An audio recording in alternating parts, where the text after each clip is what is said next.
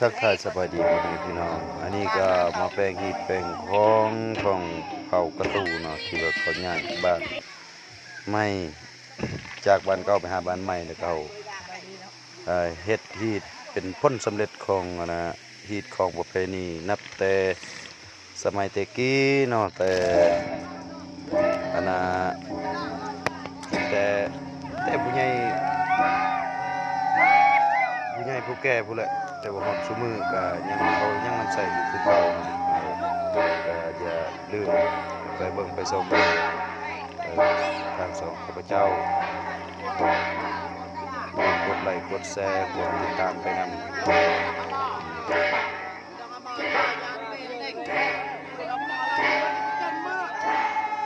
คือการต้อนรับเนาะต้อนรับแขกที่มาร่วมอยู่ในบ้านของพระเจ้าเขาก็จะติดตามจะมาเข้าร่วมอยู่ในนี่เนาะอยู่บนนี่แหละแบบว่าเขาเป็นยีเป็นของจากส่วนใดเขาใดก็เป็นอันนี้เนาะเป็นเขาประตูของเขาเองนะ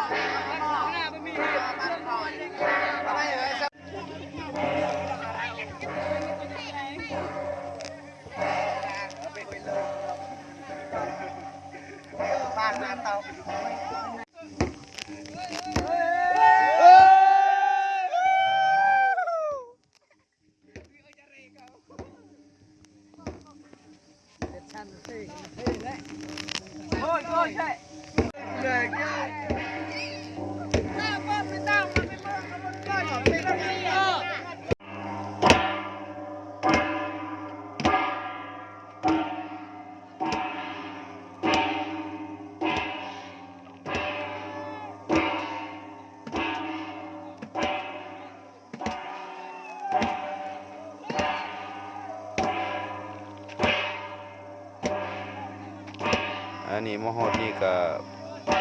เขาก็มีการฟ้อนแล้วก็มีการแบบสมัยตะกี้เขาก็บ่จักคือกันแล้วก็ไปเบิ่งไปชมจนฮอดสุดพู้นแหละ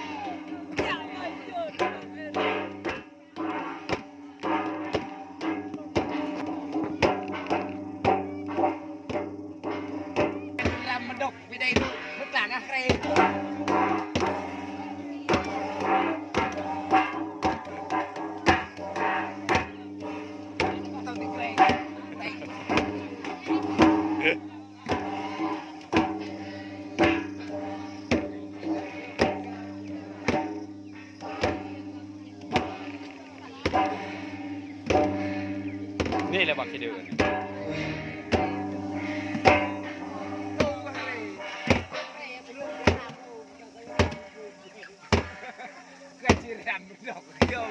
Udah bener tau.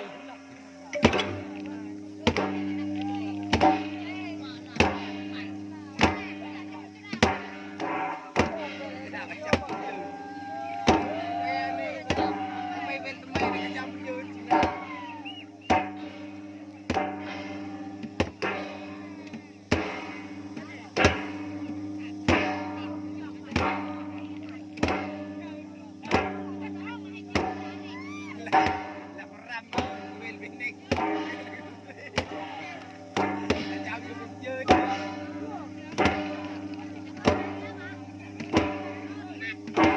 ให้แม่พอกนะ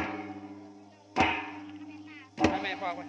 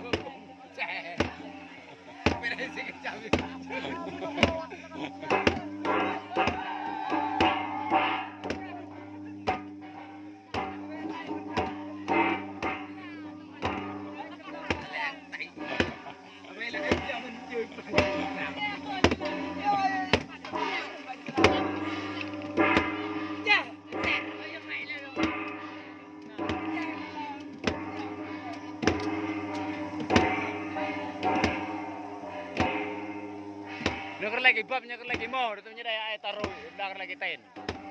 Itu nyedai pedai ke ayah bawa aja, as yang taruh.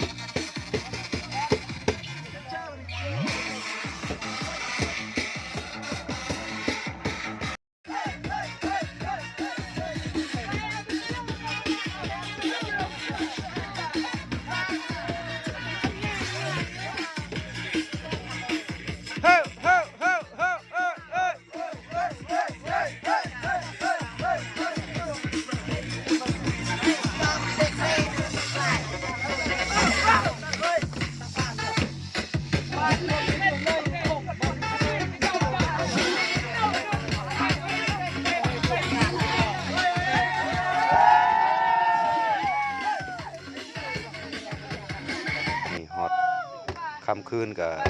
มีการลำร้องร้องเพลงแล้วก็มีการฟ้อนการเต้นเนาะเขาก็จัดเป็นลำวงแล้วก็ความเป็นสามัคคีกันจากไปหนุ่มเฒ่าแก่ก็มาฟ้อนมาเตาโฮมเนาะแล้วก็มาอยู่เนาะมีหยังก็กินกันแล้วเป็นจังซั่นละฮีตของเฮาอย่าลืมกดไลค์กดแชร์เด้อพี่น้องเอ้ย